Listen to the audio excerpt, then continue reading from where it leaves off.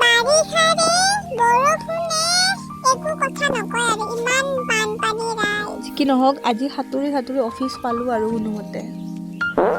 Office পায়ে এয়া মোৰ নাটক, অলপমান এনেই ৰীল বনাবৰ কাৰণে আৰু এয়া নেক্সট ডে ৰাইজ। মোৰ গাটো বহুত বেয়া, মানে জ্বৰ চৰ্দি কাহ চব একেলগে আহিছে আৰু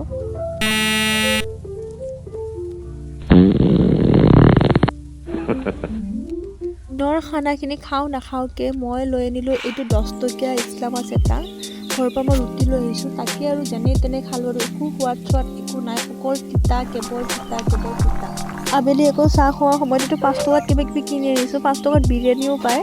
ইয়াতে কিবা এটা গিফ্ট পাইছোঁ আমি, চাব নেকি? এইটো চাওক, কিবা মানে ক্ৰিকেটাৰবিলাক আছে আৰু ইয়াতে 1 2 3 4 এনেকুৱাও এটা আছে। আমি ঘৰত অহাৰ পিছত দেখিছোঁ মায়ে ধুনীয়া খানা বনাই আছে, ভাবিছোঁ অলপমান ভালকৈ খাম আৰু তেনেকৈ খালোঁ। ভিডিঅ'টো একদম এডিট কৰিব মন যোৱা নাছিল, কৰিলোঁ আৰু ভাবিলৈ আহিছোঁ।